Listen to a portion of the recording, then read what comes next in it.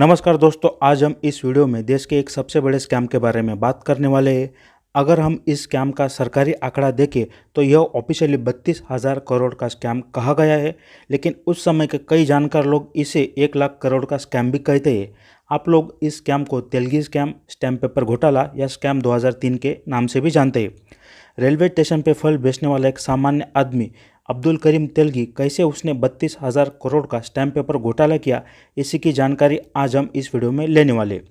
अब्दुल करीम तेलगी का जन्म 29 जुलाई 1961 को खानापुर, कर्नाटक में हुआ था। तेलगी के पिताजी रेलवे में क्लास 4 कर्मचारी थे। तेलगी को 2 भाई थे।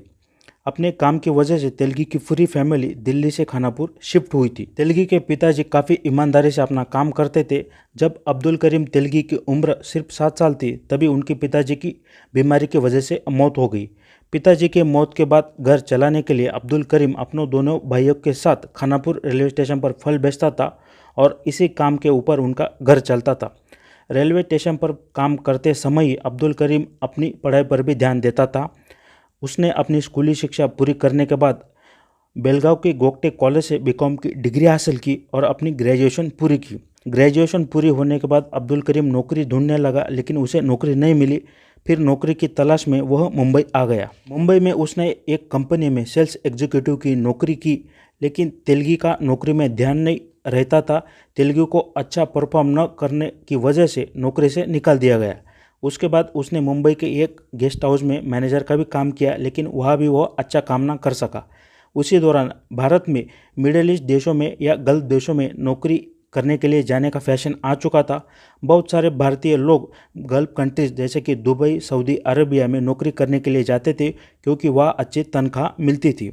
तो तेलगी भी 1986 में सऊदी अरेबिया नौकरी करने के लिए चला गया, लेकिन वहाँ पर भी उसका नौकरी में ध्यान नहीं लगता था। वहाँ पर भी उसने बहुत सारी नौकरियाँ की, लेकिन उसे वहाँ पता चल गया कि मैं नौकरी नहीं कर सकता या अपना कुछ नहीं हो सकता, तो वापस वो मुंबई आ गया।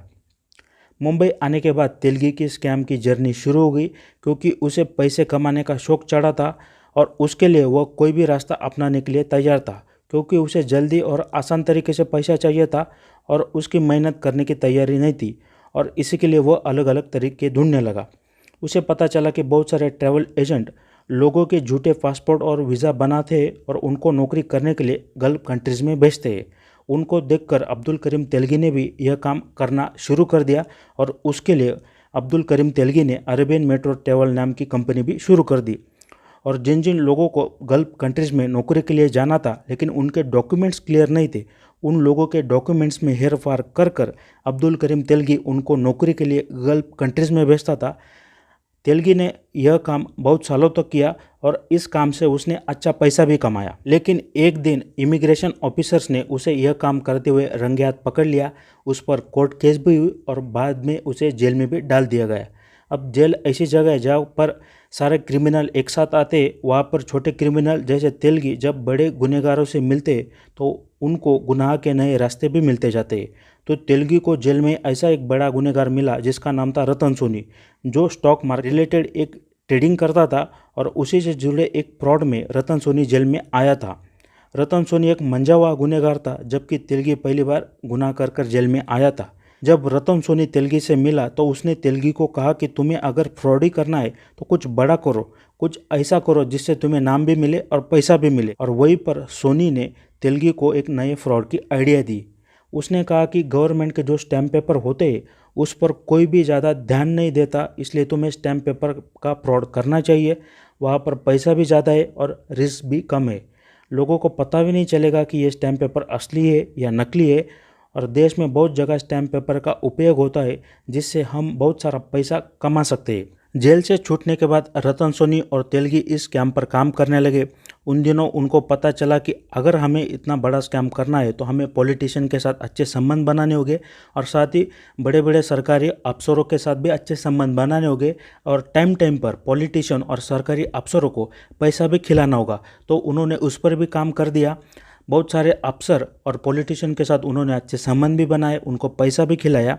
साथ ही उन्होंने 1990 में एक स्टैम्प वेंडिंग का लाइसेंस भी ले लिया, क्योंकि जब वो फेक स्टैम्प पेपर बेचेंगे तो उन पर कोई शक नहीं करना चाहिए, इसलिए उन्होंने ऑफिशियल गवर्नमेंट का स्टैंप वेंडिंग का लाइसेंस भी ले लिया था। नासिक महाराष्ट्र में भारत सरकार की इंडियन सिक्योरिटी प्रेस है, जहाँ पर स्टैंप पेपर छापे जाते हैं। जब वहाँ की मशीनरी खराब या पुरानी हो जाती है तो उन मशीनरी को लिलाव के माध्यम से कबाड़ खाने में बेचा जाता है। और जब यह बात तेलगी को पता चली तो तेलगी नासिक गया और नासिक में उसने इंडियन सिक्योरिटी प्रेस के पुरानी मशीनरी को ऊंची बोली लगाकर खरीदना शुरू कर दिया।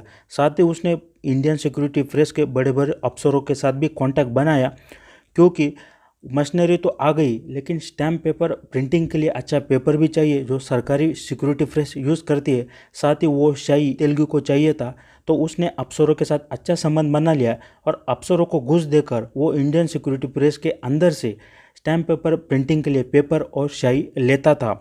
तो उसको मशीनरी भी मिल गई थी और शाही या पेपर भी मिल गया था। तो ओरिजिनल जैसा ही फेक स्टैम्प पेपर वो बना सके, इसलिए उसने पूरी की पूरी अरेंजमेंट कर ली थी। और अब उसके पास टेक्नोलॉजी आ चुकी थी, तो अगर तेलगी का कोई स्टैम्प पेपर देखता तो किसी को पता भी नहीं चलता कि ये झूठा या फेक स्टैम्प पेपर है।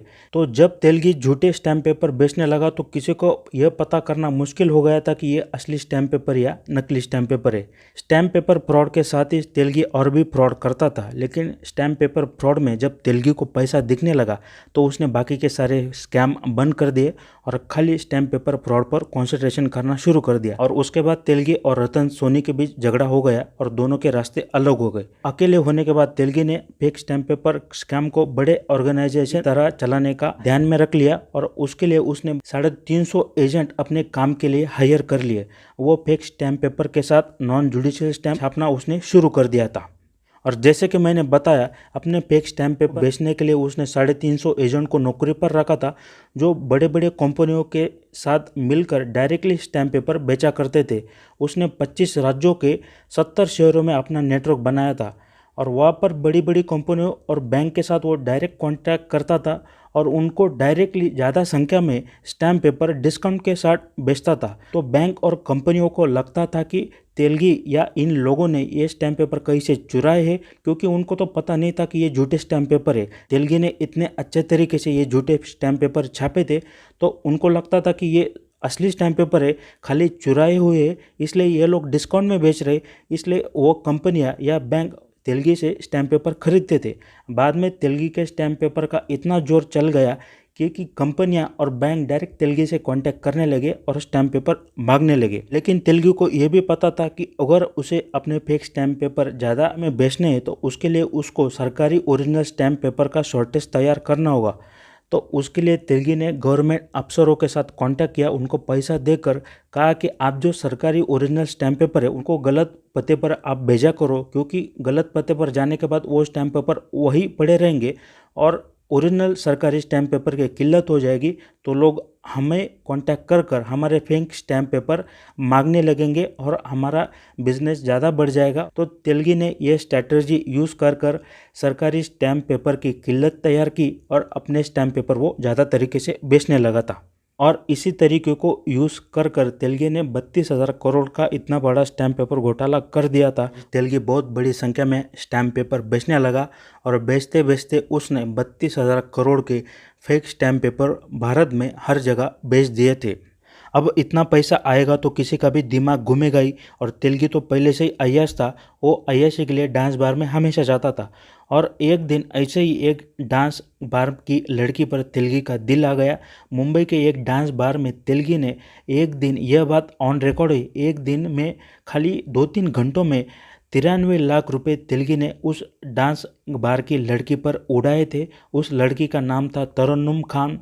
अगर आप इंटरनेट पर सर्च करें तो आपको मिल जाएगा, ये जानकारी आप लोग भी देख सकते हैं। तरन्नुम पर तेलगी का दिल आ गया था और वह हमेशा उस पर पैसा उड़ाने लगा था और इसी की वजह से तरन्नुम खान देश की सबसे बड़ी महंगी डांस बार की लड़की बन चुकी थी। तेलगी के पास इतना पैसा था कि वह सरकारी अफसरों को घूस नहीं देता था, बल्कि उनको वह नौकरी पर रखता था और महीने की सैलरी देता था। और सैलरी भी लाख रुपए में नहीं देता था, हज़ारों में नहीं देता था, करोड़ में वह सरकारी अफसरों को सैलरी देता था। तो तेलगी का स्कैम इतना बड़ा बन चुका था, इतना पैसा वो कमा रहा था, इसी से आप लोग अंदाज़ा लगा सकते। लेकिन बुराई का अंत एक दिन तो होना ही था। तो एक दिन बेंगलोर पुलिस को टिप मिली कि 2 लोग फेक स्टैम्प पेपर लेकर बेंगलोर आ रहे हैं। फिर पुलिस ने टिप के अनुसार उस जगह पर छापा मारा तो उनको फेक स्टैम्प पेपर मिले। एकदम ओरिजिनल स्टैम्प पेपर जैसे ही वो फेक स्टैम्प पेपर दिख रहे थे। पुलिस ने इससे अंदाज़ा लगा लिया कि यह काफ़ी बड़ा स्कैम हो सकता है। पुलिस ने तहकीकात शुरू की तो उसमें से बहुत सारे नाम सामने आए और उसमें से एक नाम था अब्दुल करीम तेलगी का। उसके बाद पुलिस ने उसके फ़ोन की टैपिंग शुरू कर दी और उन्हें पता चला कि स्कैम का मुख्य खिलाड़ी तेलगी ही है। फिर उन्होंने इसे ढूंढना शुरू कर दिया और तेलगी को पता चल गया कि पुलिस उसे ढूंढ रही है, तो तेलगी गायब हो गया। कुछ दिनों तक तो पुलिस को मिल नहीं रहा था, लेकिन पुलिस को एक बार खबर मिल गई कि तेलगी अजमेर जा रहा है, तो बेंगलोर पुलिस की टीम उसे पकड़ने के लिए अजमेर गई और वहाँ पर उसको बेंगलोर पुलिस ने पकड़ लिया। और जब उन्होंने तेलगी की तहकीकात शुरू की तो उन्हें पता चला कि यह तो बहुत बड़ा स्कैम है और इसकी जांच करने के लिए बहुत बड़ी टीम भी लगेगी। तब कर्नाटक पुलिस ने स्पेशल इन्वेस्टिगेशन टीम यानी एसआईटी की स्थापना की, जो तेलगी स्कैम की जांच करेगी। जब एसआईटी की जांच आगे बढ़ी तब पुलिस को पता चला कि तेलगी स्कैम 1994 से चल रहा है और उसने पूरे भारत में फेक स्टैम्प पेपर फैला दिए हैं। ओरिजिनल स्टैम्प पेपर से ज़्यादा फेक स्टैम्प पेपर की संख्या उस समय देश में बन चुकी थी, लेकिन जिन लोगों ने फेक स्टैम्प पेपर खरीदे थे उनको तो पता नहीं था कि यह फेक स्टैम्प पेपर है। जांच के दौरान एसआईटी को पता चला कि तेलगी फेक स्टैम्प पेपर से बहुत सारा पैसा कमा रहा है और देश भर में उसने 50 से ज़्यादा रियल एस्टेट में प्रॉपर्टी भी खरीद रखी थी। तेलगी के पास इतना पैसा आ चुका था कि उसको एक्चुअली याद नहीं था कि उसके पास कितना करोड़ या कितना अब्ज पैसा आ चुका है। उसको खाली याद था कि मेरे पास इतनी बोरियां को पैसा यहाँ पर पड़ा है और इतनी बोरियों भरा पैसा वहाँ पर पड़ा है, तो वो खाली बोरियों में बात करता था, करोड़ या लाख में बात नहीं करता था। तो आप इसके स्कैम का अंदाज़ा इसी बात से लगा सकते हैं। एसआईटी ने स्कैम की रिपोर्ट बनाई थी फाइनली। उसमें बताया गया था कि इस स्कैम में नासिक के सिक्योरिटी प्रेस के कई अफसर भी गुनहगार थे, जिन्होंने तेलुगु को स्टैम्प पेपर प्रिंटिंग के लिए टेक्नोलॉजी, मशीनरी और स्याही और पेपर दिए थे, लेकिन उन अफसरों पर कोई कार्रवाई नहीं हुई। साथ ही तेलुगु के इस स्कैम में बहुत बड़े पॉलिटिशियन के नाम भी सामने आए हैं। तेलुगु की नार्को टेस्ट भी एसआईटी ने कराई थी। उसका वीडियो आप अगर यूट्यूब पे सर्च करें तो आपको वो यह वीडियो मिल जाएगा। महाराष्ट्र के 2 बड़े नेताओं का नाम इसमें आया था। बहुत बड़े बड़े अफसरों का भी नाम तेलुगु ने लिया था। बड़े बड़े आईपीएस आईएएस अफसर भी तेलुगु ने नाम लेकर उनको बताया था कि यह भी मेरे साथ शामिल है। लेकिन आप लोग जानते कि हमारे देश में बड़ी मछलियों के साथ कुछ नहीं होता। बड़ी मछलियाँ छूट जाती, खाली छोटी मछलियाँ ही पकड़ में आती है। तो ऐसा ही तेलुगु स्कैम में हुआ। तेलुगु के सभी राज्यों के पुलिस वालों के साथ अच्छे संबंध थे। यह घटना उस समय के पत्रकार ने बताई है जब मुंबई पुलिस तेलुगु के मुंबई के घर की तलाशी के लिए ऑफिशियली पुलिस स्टेशन से उसके घर गई थी। तो कुछ समय बाद एक और टीम वहाँ पर गई, तो उस टीम ने देखा कि जो पहले वाली टीम तेलुगु के घर गई थी वो तेलुगु के घर पर मज़े कर रही थी और तेलुगु भी मज़े कर रहा था। यानी तेलुगु ने उन लोगों को पैसा दे दिया था, वह आराम से आराम कर रहे थे और कोई सर्चिंग या कोई इन्वेस्टिगेशन वहाँ चल नहीं रही थी। एसआईटी ने एक बात यह भी ऑन रिकॉर्ड पे कही है कि एक कांस्टेबल जिसकी पेमेंट, उसकी सैलरी खाली 9,000 थी, उसकी तहकीकात और जांच की गई तो उसकी 100 करोड़ की प्रॉपर्टी पाई गई थी और एक सब इंस्पेक्टर की प्रॉपर्टी 200 करोड़ पाई गई थी। तेलुगु ने कितने बड़े पैमाने पर अफसरों को घूस दी थी कि अपना स्कैम वह अच्छे तरीके से कर सके, उसके स्कैम में कोई बाधा ना डाले, इसलिए तेलुगु ने पूरा का पूरा इंतज़ाम कर लिया था। जब एसआईटी की टीम अच्छे तरीके से इन्वेस्टिगेशन कर तेलुगु स्कैम के नए नए फैक्ट लोगों के सामने लाने लगी थी, सडनली तेलुगु का स्कैम एसआईटी टीम से सीबीआई को सौंपा गया। अब आप लोग भारत में जानते हैं कि सीबीआई का इस्तेमाल किस तरीके से किया जाता है। हर सरकार अपने तरीके से सीबीआई का इस्तेमाल करती है और सीबीआई के पास तेलुगु का स्कैम चला गया। उसके बाद उस केस में कोई ज़्यादा प्रोग्रेस भी नहीं हुई, कोई ज़्यादा लोगों के नाम भी नहीं आए और ये होना ही था क्योंकि सीबीआई सेंट्रल गवर्नमेंट के अनुसार काम करती थी और बहुत सारे बड़े नेताओं के नाम उस समय आए थे। स्कैम की जांच को एसआईटी से सीबीआई ट्रांसफ़र किया गया था, यह भी बात कही जा रही थी। उस समय के बड़े बड़े पत्रकार ये बात कहते थे। 2006 में तेलुगु को कोर्ट ने 30 साल की सज़ा भी सुना दी और 202 करोड़ का फाइन भी लगाया था। आज तक इंडियन जुडिशियल सिस्टम में किसी भी व्यक्ति या किसी भी गुनहगार पर इतना बड़ा फाइन कोर्ट ने लगाया नहीं था। तेलुगु का जो फाइन है आज तक का सबसे हाईएस्ट फाइन किसी भी कोर्ट ने लगाया हुआ फाइन है। तेलगी स्कैम में खाली 20 लोगों को सज़ा हुई थी और इसमें से जैसे कि मैंने बताया बड़ी बड़ी मछलियाँ छूट गई थी। बड़े बड़े अफसरों और बड़े बड़े नेताओं के शामिल होने के सिवाय ये स्कैम हो ही नहीं सकता। बहुत सारे लोग ये बात कहते हैं। हर्षद मेहता का स्कैम भी ऐसे हुआ था। बड़े बड़े अफसर, बड़े बड़े नेता अगर भारत में स्कैम में शामिल ना हो, इतना बड़ा स्कैम नहीं हो सकता। लेकिन तेलगी स्कैम में वही हुआ, हर्षद मेहता स्कैम में वही हुआ। बड़ी बड़ी मछलियाँ आसानी से छूट गई। तेलगी स्कैम में खाली 20 लोगों को सज़ा हुई, बाकी सब मछलियाँ छूट गई थी। सब बड़ी मछलियाँ छूटने के बाद तेलगी की सज़ा 30 साल से कोर्ट ने 13 साल कम कर दी और उसे बेंगलोर जेल में रखा गया। बेंगलोर जेल में भी तेलगी आराम से रहता था, उसको सारी सुख सुविधा उपलब्ध थी। उस समय की डीआईजी जो कर्नाटक जेल की अथॉरिटी की इंचार्ज थी, उन्होंने कहा था ऑन रिकॉर्ड कि तेलगी को सारी की सारी सुविधा दी जा रही है। तेलगी को टीवी, मसाज, नौकर, अच्छा खाना, उसके शौक के लिए दारू सिगरेट सब सरकार प्रोवाइड कर रही है। यह बात DIG D Rupa on record उन्होंने ये बात कही है। और सज़ा काटते काटते 2017 को तेलगी की मौत हो गई। लेकिन बहुत सारे पत्रकार या जानकार लोग ये कहते हैं कि हर्षद मेहता की तरह ही तेलगी को जेल में ही ख़त्म कर दिया गया, क्योंकि तेलगी स्कैम और हर्षद मेहता स्कैम में सिमिलैरिटी थी। बड़े बड़े अफसर, बड़े बड़े नेताओं के नाम शामिल थे।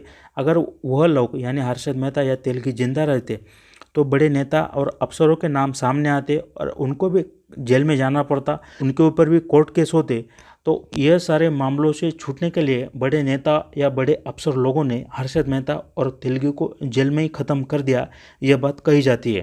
तेलगी के मौत के बाद कोर्ट ने सारे आरोपियों यानी जो 19 आरोपी थे तेलगी के अलावा, उनको सबूत ना होने की वजह से छोड़ दिया। और उसके बाद तेलगी के ऊपर जो सारे आरोप थे, सारे क्रिमिनल चार्जेस थे, उनको भी हटाया गया और सारा का सारा तेलगी स्कैम ख़त्म हो गया।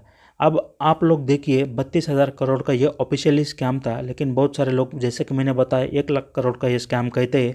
बड़े बड़े नेताओं का नाम आया था, बड़े बड़े अफसरों का नाम आया था। तेलगी के पास इतना पैसा आ चुका था कि एक डांस बार की लड़की पर वो 2 घंटों या 3 घंटों में 93 लाख उड़ाता था। और तेलगी इतना बड़ा स्कैम कर रहा है तो अफसर और बड़े बड़े नेता इसमें इन्वॉल्व ना हो, ये बात हो नहीं सकती।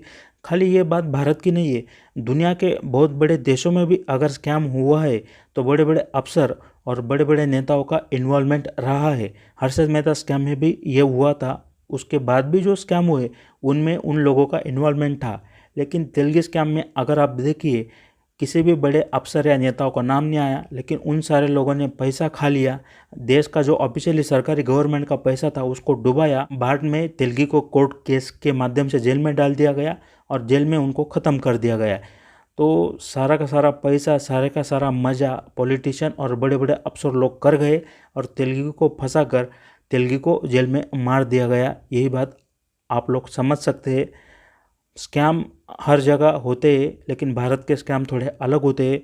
तो इन्हीं स्कैम की जानकारी मेरे चैनल पर आप अलग अलग वीडियो के माध्यम से देख सकते हो। इसके पहले हर्षद मेहता स्कैम पर भी मैंने बहुत सारे वीडियो बनाए हैं। ये मैंने तेलगी स्कैम पर वीडियो बनाए हैं और आगे भी बहुत सारे भारतीय स्कैम पर मैं वीडियो बनाने वाला हूँ। तो मेरा आपसे दरखास्त है, आपको अगर ये वीडियो अच्छा लगा हो, आपने ये वीडियो यहाँ तक देख लिया हो, तो मेरे आपसे दरखास्त है वीडियो को ज़रूर लाइक कीजिए, चैनल को सब्सक्राइब कीजिए और मेरे चैनल पर जाकर दूसरे वीडियोस को देखिए। वो वीडियो पसंद आने के बाद अगर आप चैनल को सब्सक्राइब कर सकते हैं तो कर दीजिए। आपका एक लाइक, आपका एक सब्सक्राइब हमें और वीडियो बनाने के लिए मोटिवेट करता है, इसलिए ज़रूर लाइक कीजिए, चैनल को सब्सक्राइब कीजिए, वीडियो को शेयर कीजिए। यहाँ तक वीडियो देखने के लिए धन्यवाद।